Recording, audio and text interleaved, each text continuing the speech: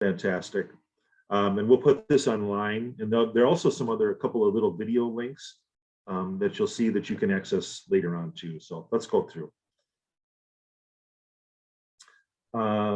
We'll just do some little introduction, especially with a small group here, we can do that. We'll give you an overview of our program, meet some of our staff. These are the links that you'll have access to on the PowerPoint. In fact, I'm wondering in the shared, well, we'll make sure they're available for you tomorrow morning where you can actually click on them on the screen. Although I think in the calendar invite, they are available in the thing. You can actually go into your calendar link invite and it's right there for you. So it'll be a tour of the building. Ms. Byrne and I go around and kind of talk to the kids. It was a COVID, it's a year ago because it was the year of COVID, and we kind of extended a little bit here now with our time here. But we are going back to school on Monday, by the way. And then I'd love to draw cartoons. So there's a thing on how to draw our dragon, which is our school mascot. Janine, I just added Kim Carroll in, and it was weird. I just didn't, Randy, there was a waiting room. So I just added a few more people in as well, just to let you know. Oh, wonderful.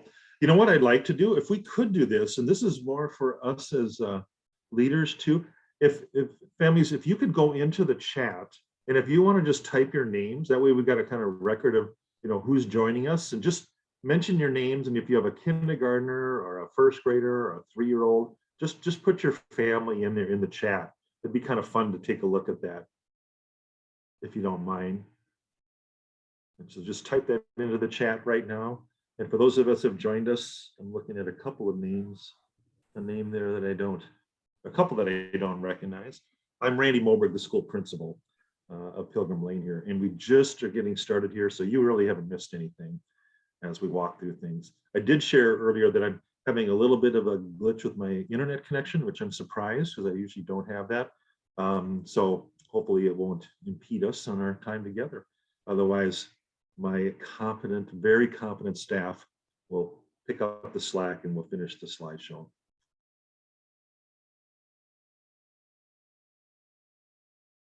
I'm going to click off the screen, continue to add that for those of you that are just joining us. And then there'll be a question and answer time. So I know there'll be lots of questions at the very end. All right, let's go on. Go ahead. So who we are, we're a K-5 arts integration magnet school. We will next year be a full K-5. We originally, I think we started about 5 years ago. We were only a K1, and then it was a K2, then 2, 3, and we've continued to grow. It was supposed to stop at grade 3, but we thought, no, we really should mirror the other magnet schools and the other elementary schools and go K5. And but just know that your experience, if you participate in our Fine Arts Magnet School, you're really a K-8 school, because what you're guaranteed is that you will be in our school through 5th grade, and then you will go over to the Crystal Magnet School over there, which is turning into a STEAM school, science, technology, engineering, arts, and math, which kind of mirrors and reflects a lot of the C school, because the 6th graders will be coming over there as well and joining us there. But we'll be merging together as one unit in the middle school. So a K-8 school, it's a great concept. From there, you go to your high school. Go ahead. All right, so kind of meeting our kindergarten staff here. Some are able to make it and some are not here. I wonder, I'm trying to think of, because I can't see everybody beyond my screen. I'm not looking at everybody on the roster here. So should I just go ahead and mention the names, or do you want to step in if you're here? If you're here, go ahead and say and mention your name. Why don't we do that? Let's just go through the top row, 5th grade teachers or kindergarten teachers. I'm Michelle Julie, kindergarten teacher. Any other kindergarten? Okay, so we have Ben Berkness, Jamie Free, and Robin Sorheim as well. Just phenomenal teachers. You cannot go wrong with any one of them, as you probably already heard from some of your families that live in the area. And our specialists, go ahead, if you're here, why don't you pop in and share your name so I can see your face and hear your voice. Hi, everybody. My name's Janine Gagnon. I'm the music teacher at Pilgrim Lane. I've been there. This is the end of my maybe third year or the middle of my third year there. I've also taught at Forest Elementary and Plymouth Middle School, and I'm really happy to be at FAIR.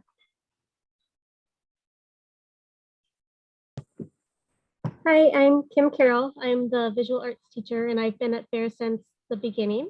And I've been in the district for a while, so about 22 years with lots of different buildings. And I am by far my most favorite building that I've been at.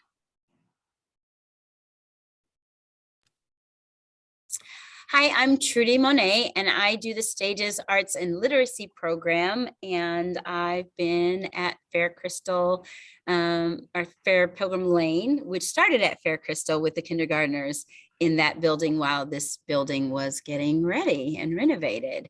So this is my 5th year.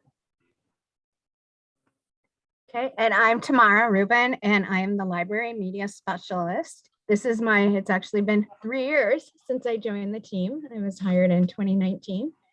And prior to that, I was a special ed teacher for 10 years. And I work with kids. I help with books, reading, getting excited about books and technology. And we do a lot of different activities with different technology, creating and coding a little bit. So we have lots of fun in kindergarten. And I don't think Michelle is here. Michelle Dietrich, our FAIR teacher, phenomenal in what she does. And each of our specialists, you're going to be able to hear a little bit from them in just a little bit. Go ahead. Next slide.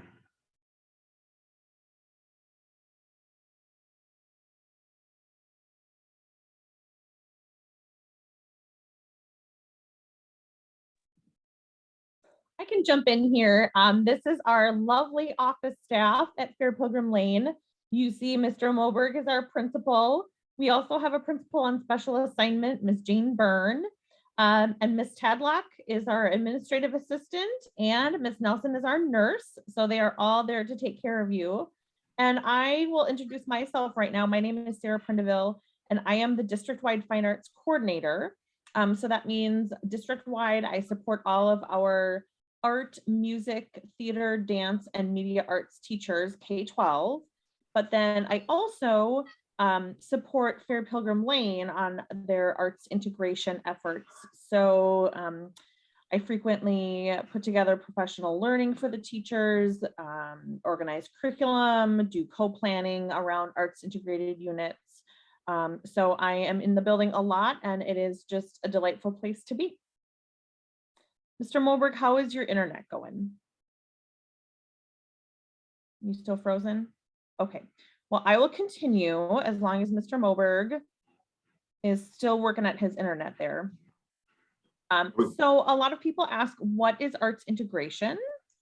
And really, I think I'm online, Sarah. Oh, yep. I'm here now. I'm here you now. Are? Okay, do you want to take over? Do you mind now at this Yeah, point? go I am for so it. sorry, guys. We were saying I've just got this weird connection going on. So Sarah and I agreed, this is how we do it. If I get cut out, well done, well done. Well, So thank you. We're tag teaming. I know it, I know it. So arts integration is an approach to teaching in which students construct and demonstrate their understanding through an art form. And what a way to learn and express yourself through art as that medium.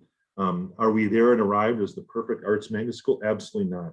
It's a work in progress, but we are passionate about our work around the arts and how it is reflects half the child. If you think about it, there's the academic side, but then there's artistic side, and you put those together, and that's powerful learning. Students engage in creative processes, which connects an art form and another subject area and meets the evolving objectives in both.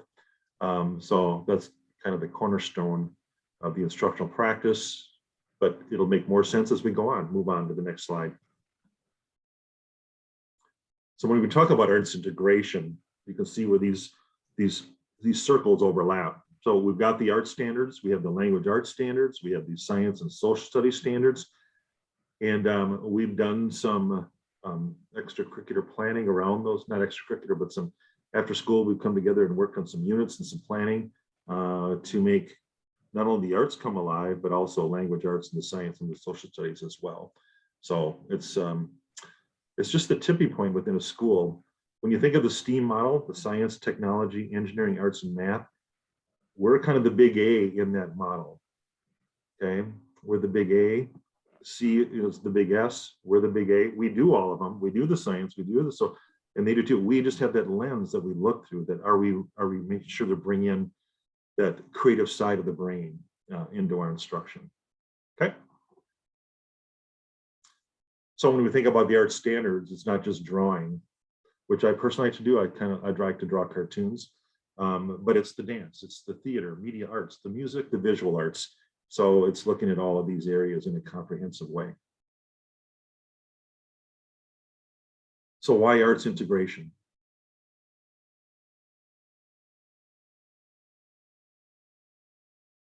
Arts integration makes content more accessible.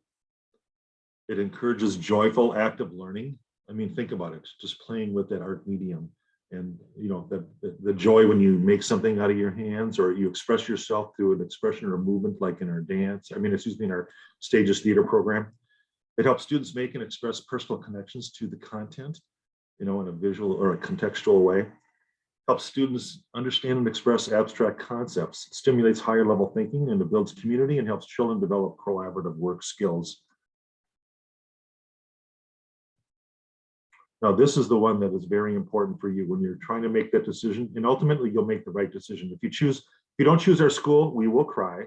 We understand, but we want you to know that all three of the schools are good, but we are very partial to ours. And each year we're growing, getting better, and building a stronger and stronger family unit. The family is very important to us, trying to create a family feel with our kiddos and parents.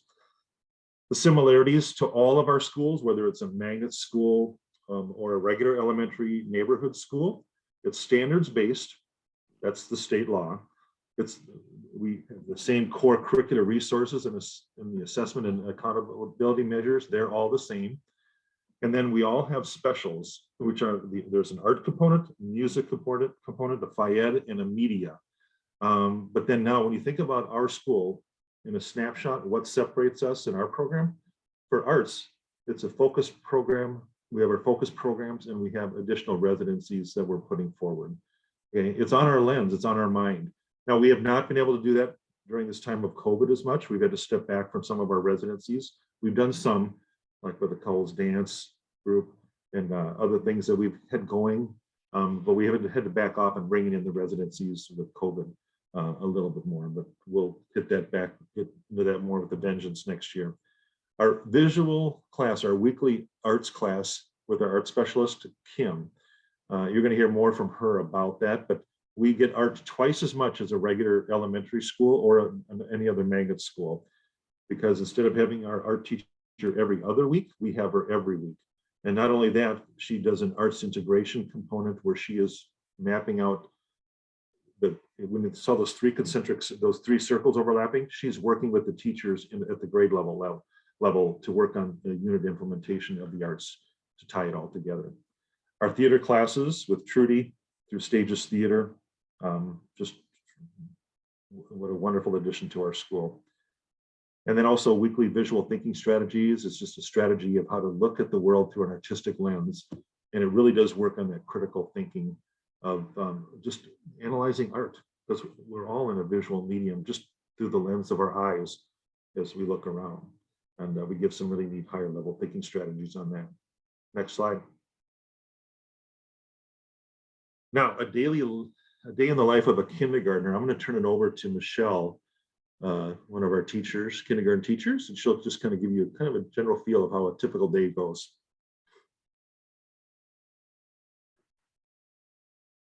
Michelle, you'll have to. Oh, I'm unmuted now.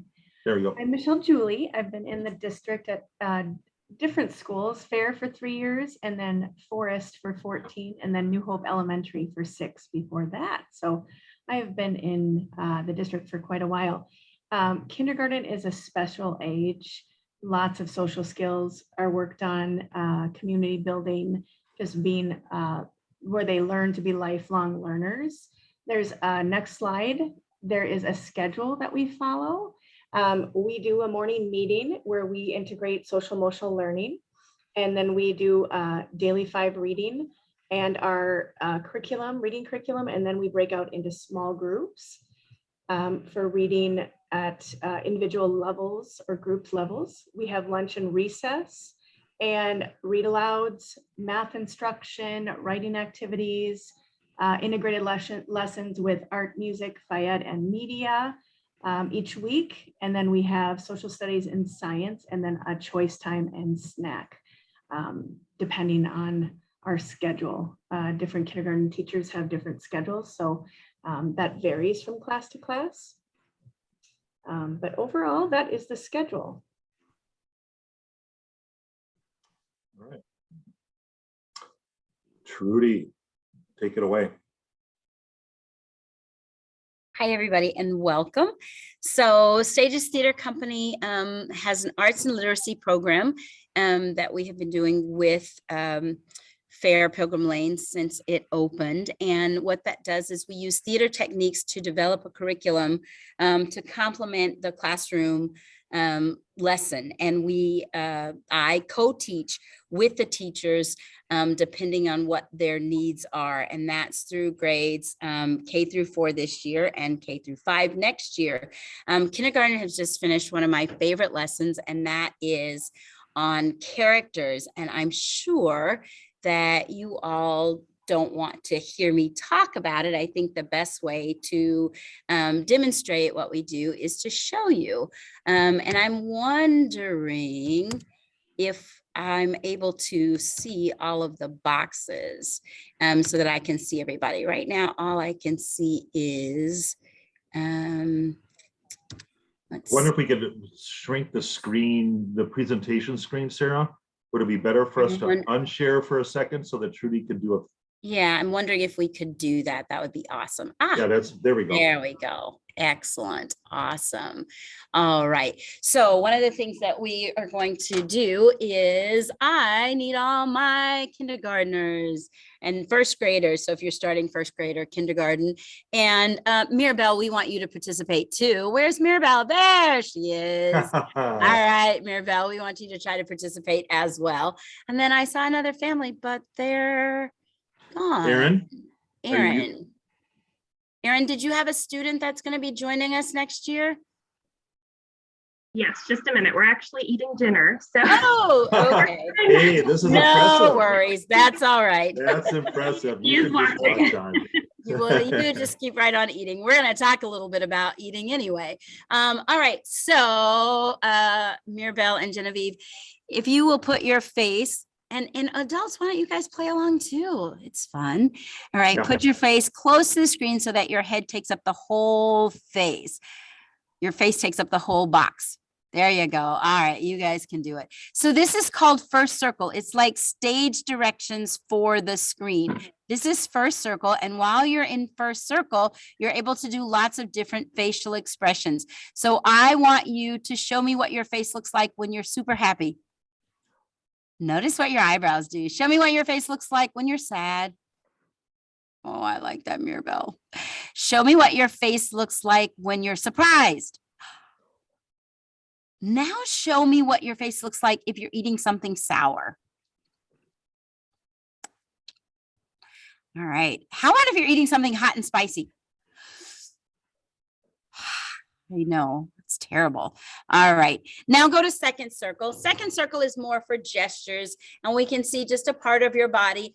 And now, if you're able to, if you have the space in your home, I would like for you to meet me in third circle. And third circle is where we can do lots of big body movement and jumps. So we're going to primarily use second circle and first circle to portray different characters. And I'm going to put on a little bit of music. Oh, I just lost it. I want you to use your imagination. We're going to figure out how we can do these characters with our bodies and not so much our voice, but when you're in the classroom, we do our bodies and the voice. So go to third circle. And when you hear the music, you are going to move as if you are a spy. Are you ready? See your spy. Don't get caught. Sneak to second circle. and duck down. See if anybody's coming, quick. Oh no, they're coming. And come back up. All right. And next, I want you to go to third circle again. So back way up. And we're gonna move this time as if we are aliens. So when you hear the music, show me how you think an alien would move. I've never seen an alien. Have you? You'll have to use your imagination. Maybe they're wiggly. Maybe they're jumping. And now come to first circle. Remember what that is? And show me your best alien face. Come all the way close to the screen. What do you think an alien face would look like?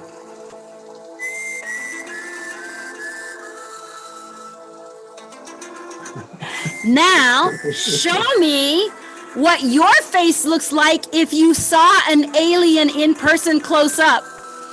What do you, me too.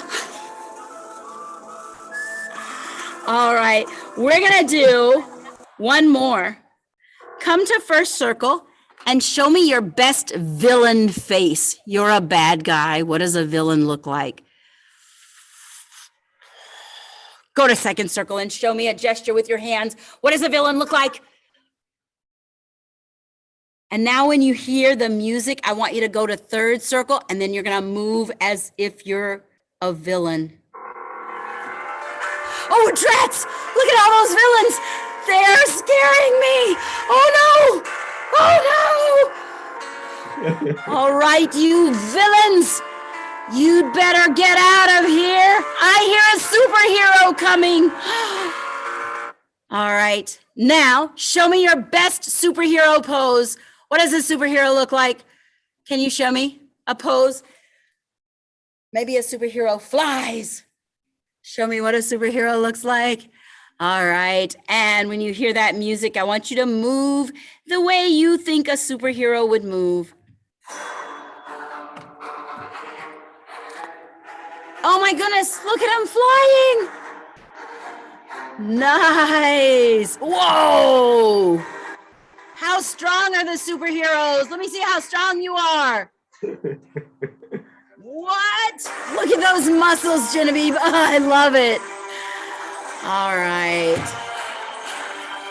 And that's just a small sample of a character lesson that we just finished with. So that concludes my portion of the program. As you can tell, Trudy's so shy, so quiet, very reserved. Not. That's why she does what she does with excellence. Stages Theater, phenomenal program. It is a nationally recognized program through the work that they do with stages and theater productions. And we've been blessed enough to have Trudy come and bring some of the skill sets down, start at an early age to build that confidence and creativity within each child. All right, thank you, Trudy. All right, next.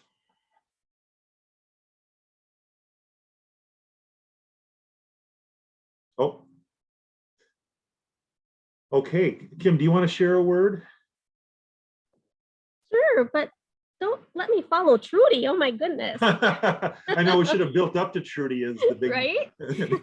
But you know, Kim and I work together a lot, and Janine and I work together a lot. And Kim is a phenomenal art teacher. Oh, thank you. So like Randy was saying, they do get art once a week, which is different than the other schools, for 50 minutes.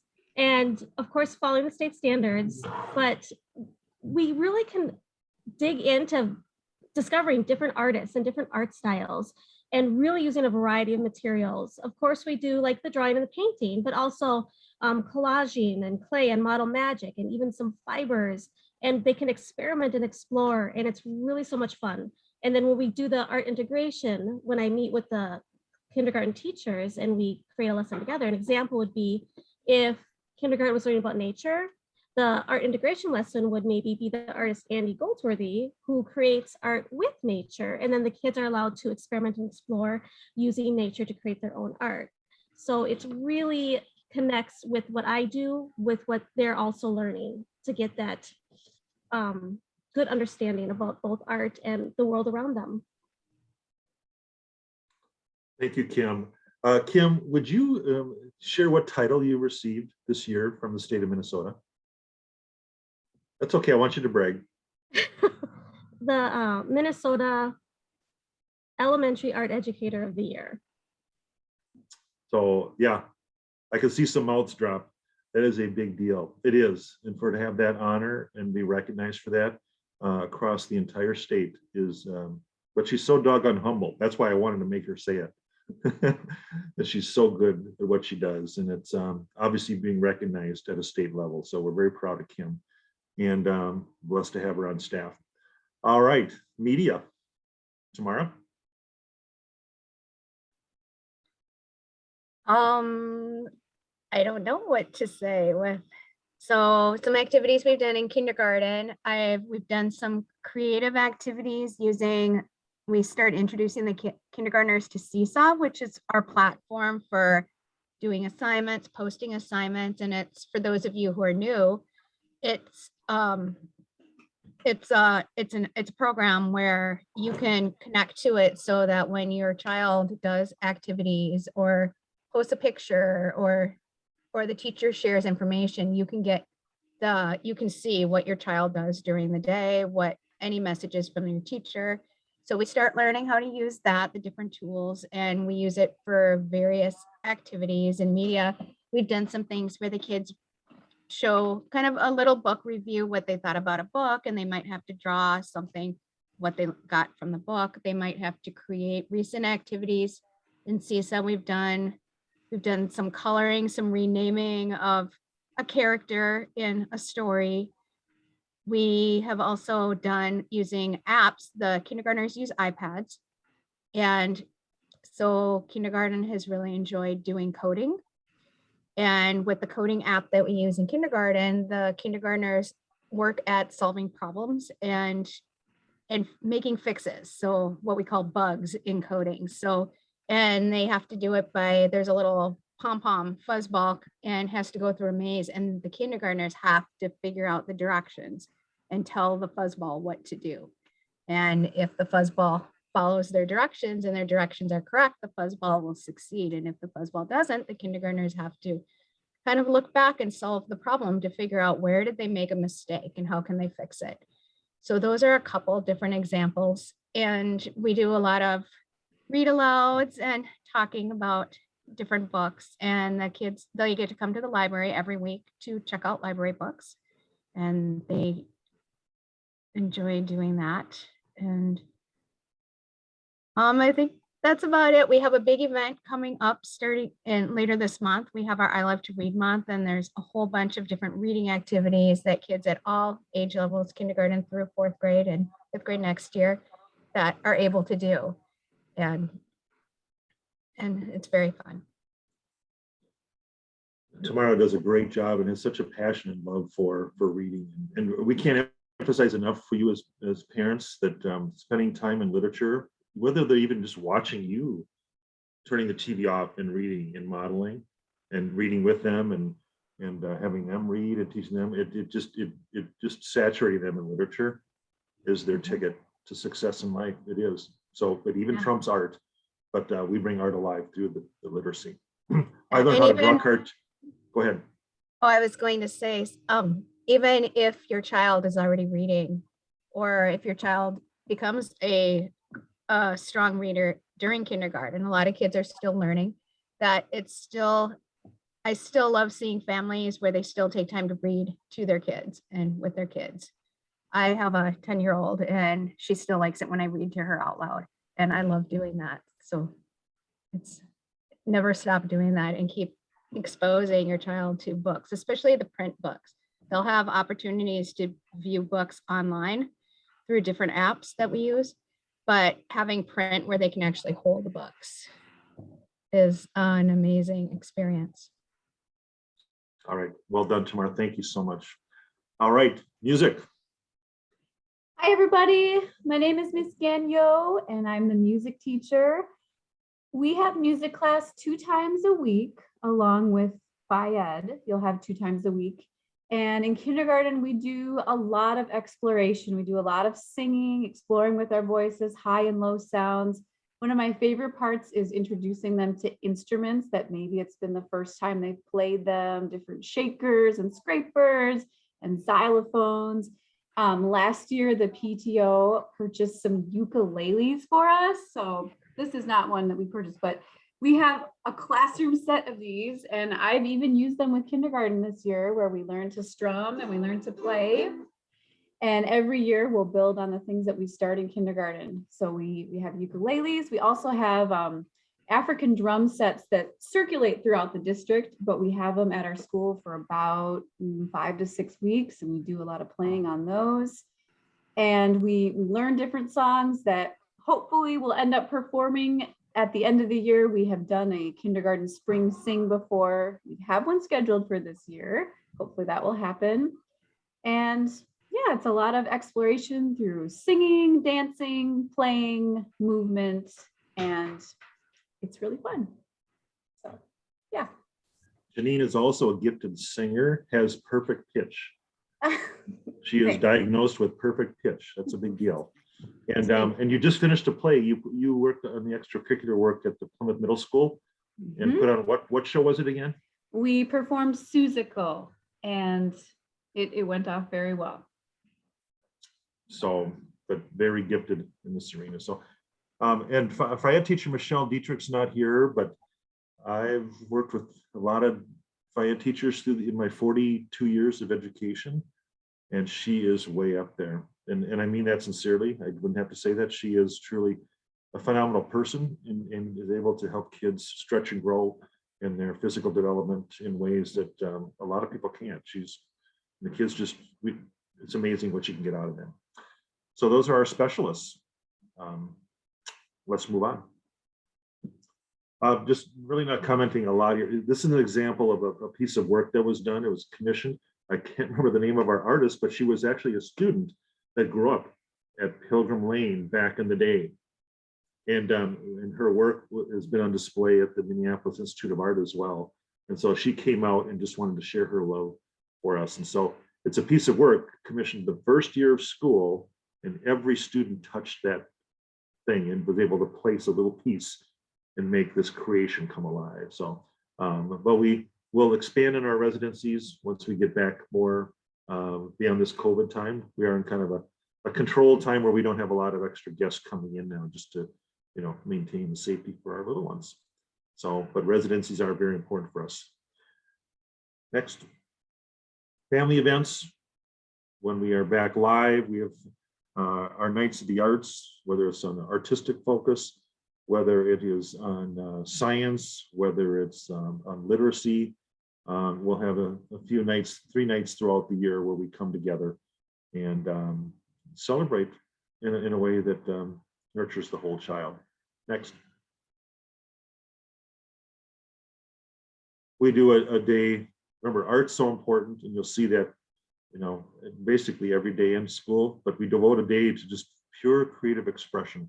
Happens towards the end of the year, a studio day. So it's just kids creating things. As you can see, look at these things and they're very, very proud of them. And that's just it, letting it come out and let that creativity come alive in the hearts and the minds of the kids. You think about it as adults, we tend to stop and feel insecure in our art and our work, but the work that we do just encourages and pushes it through. And hopefully when you push it through to the 8th grade, hopefully we can get over that hump and get them into that high school realm and beyond to continue to do that as a lifelong endeavor, whether it's a career path or just for the love of it. I wrote a book back in 1994 as a self-help book for teachers, but in it I drew a cartooning chapter. Never took a cartooning lesson. I learned about it by reading. But within each of us, there's a talent, an artistic expression, and it's very important that we find that in each one. All right, next, I think we're getting close. Here we go. The Magnet School enrollment information timeline here. So the lottery applications are due the 25th of February at 4 o'clock. And then what we call is kind of some March Madness in here. The lottery results are available online. And so we start putting things out. And what this is if you may be signing up for more than one lot of school, you may sign up for all 3 magnets. A lot do that because they want to get into a magnet. And so you may be in the pool selection, you may be offered let's say you have 3 and you have us first and science, C second and RSI third. That's your order, but you might get RSI first. But you might also get another offer during the March Madness time. It's like, hey, there's now an opening in such and such here. Now there's an opening in C, or there's an opening at FAIR Pilgrim Lane. Do you want to pass on your first choice and go with your third choice, or vice versa? So there's a lot of bumping and moving, and it just kind of it's a roller coaster. That's why we kind of call it, just like in basketball, the March Madness time. But hold out for the one you want. I think you'll have a chance to get in to that. And then there'll be a family information night, and that'll be for all schools, the regular neighborhood schools and then magnet schools. And then there'll be a night, I believe it'll be in May. We didn't dare put that date on there. We'd want to confirm it across the district. And those that have been admitted will come together, and we'll have a special time. And Trudy will do some cool things with them in the Performance Center, and we'll give a tour of the building, and you'll have a chance to do some arts and arts activities and music as well. All right, next. I think we're at the Q&A time. No, Adventure Club. Missy, are you still there? I am still here. Missy Latch here. Why don't you explain your role with us tonight as we look at Adventure Club? Well, I'm the director of the Adventure Club program, and Emily Partika, who is the site supervisor at FAIR Pilgrim Lane, couldn't make it tonight, but I've been with the program for 23 years, so I can answer any school age care questions, but we have school age care before and after school at all of our elementary school locations. And we're a fee-based program, and we have been in existence since 1976. And we are one of the pioneers of writing the school age indicators of progress for before and after school programs. So Robbinsdale's always been a pioneer in best practice for school age care. So we at FAIR Pilgrim Lane will be offering before school. It's not very big time, because we open at 6:30 a.m. until school starts. And then we offer after school care once school ends until 6 p.m. And then we're also open on most of the non-school days. And then we also offer a full 10 to 11 week summer program, depending on when school gets out and when school starts. So I'm staying on. If there's any questions about school age care, we are planning to open up registration for next fall, the first week of April. We're opening it a little bit earlier than normal, just because of some of the other changes in school start times next year. So we have time to staff. I think we're close to Q&A time, but I want to turn this for Melissa, so she doesn't have to stay much longer because she runs the entire district programming. Are there any questions that you might have about our Adventure Club program as parents? Any specific questions? I do want to say one thing, that it is a program. Don't think of it as babysitting. It's really childcare, but it's also an extension of the school day. And the neat things they do at a creative end, exploratory end, it's more camp-like in nature, but very important to the learning process and just the socialization, the interaction, especially at that young age. Very, very important. And your kids are definitely loved, and you don't have to worry at all about what's going on. Yeah, and this year we started working on the Second Step program, which is a social emotional learning curriculum that the school district already does. So we are adapting it for before and after school, because Second Step just came out with a before and after school curriculum. So we are implementing that this year. And, I think everyone knows that with COVID, helping our kids with social emotional learning is more important than ever. I had Carrie? a question. Yeah, I'm curious. We would love to tour the school if that's an option. And then also wanted to know, would there be an opportunity to check out Adventure Club, talk to somebody there as well? Yeah. Absolutely. Yeah, we set up tours all the time for our early adventures program and our adventure club. So on the district website under community, we have our adventure club website, which has all of our locations and the site supervisor's contact information. You're welcome to call our main number and ask for a tour at any time, because we're open 6:30 until school starts, and then after school till 6. So we have plenty of time where you could come see us in action. Wonderful. Can I share? It's related to time. The one unique thing as you're looking at our 3 programs is that the district next year is shifting the home-based, the neighborhood-based schools, the regular elementaries, to a start time of 8 o'clock.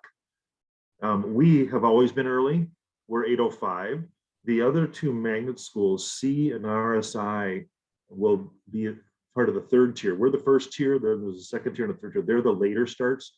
And I don't know the exact time, but it's after 9 o'clock sometime. I don't know if it's 9:30, 9:20, I'm not sure, but those 2 schools run a later thing. So Adventure Club obviously looks different when you think about that extended morning time and then afternoon. Ours is so short in the morning because you're barely up and getting going.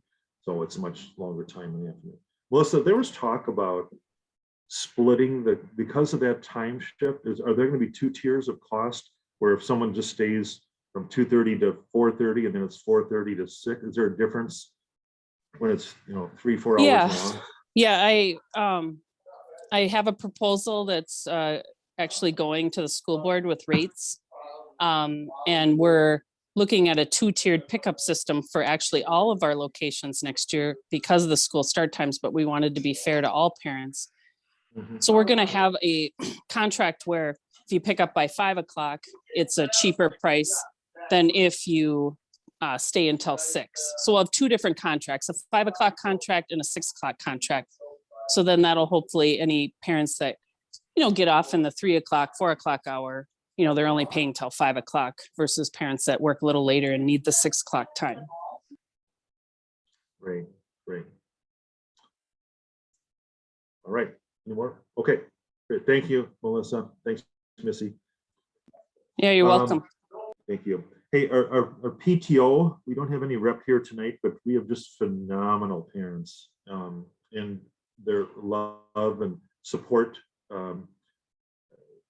is very much appreciated, whether it's paying for the teachers in the classroom. They put money into the classrooms, whether it's paying for residencies or lyceums, or the teachers. We really do feel loved in terms of the amount of meals they provide for us during conferences, extra appreciation days, things like that. But just a wonderful rallying group that really are a booster club. And it's an honor to be, it is such a strong partnership. It is such a big deal, the partnership between home and school. It cannot be underestimated. And I guess as now I'm going through my, I have 7 grandchildren, one's graduating from high school. So just to watch the cycle, and that window of time when you are with your kids at elementary, it is a big deal. And so if I could encourage one thing, it would be to volunteer and help out in any way that you can. Just be present for them to see that you value education and modeling service and doing things and participating. Those little eyes and ears are watching and listening, and they pick up some very important citizenship habits and just the joy of service and being with other people. It's a big deal. I think other than the next slide, I think it would be a Q&A. Am I right, Sarah? No, there's a snapshot of a few things. And now we have Q&A. Let's open it up. Do you guys have any other questions for us? Well, I will be giving tours. That is true. You can call the school and I would love to give you a personalized tour of the building. Right now we tend to do them, usually we try to do it during the school day, but it's better for us to do it after school right now during the season of COVID right now. And that's a bummer because I have never, ever been embarrassed to walk around in the school during the day. Open the door, we gotcha.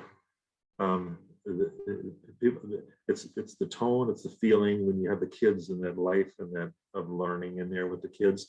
but you'll feel it in the building as a whole. It was remodeled, 6 years ago. And they did a wonderful job and updated the building that was built in 1966, which looks brand new now. So more of the state of the art work that's been put into it. And but there's a lot of life and a lot of learning that happens during the school day. And it really does have a family feel. That's the part I wish I could show you when the kids are in session, but we would probably set it up after school. Okay, go ahead, questions. I don't think we do. I think you did a really great job, everybody, of answering anything we were wondering. Yeah, we're excited about, it seems like some really dedicated, talented staff. So thank you for being here and showing us who you are. Well, thank you very much, Carrie and Levi and Aaron. Did you finish your supper? I did. What did you have for supper? What did you have? It was a pasta dish tonight. And everyone seemed to like it, so that's good. I do not have any questions as well, but thank you so much for the presentation. One question. My partner is chasing around our 2-year-old, and I see the presentation is recorded. Is it possible to receive the recording following so he could get caught up to speed as well? Yes, Linda, our administrative assistant, will put it online tomorrow. And so you'll have it available. And then you'll also have within that then embedded too. And you can, if you opened up on your link, you also have the presentation, to be honest. You have that presentation, not our talking part, but you have the slides. So if you want to do that first and show that, because in there are 2 links, the 2 links that walk you through the school.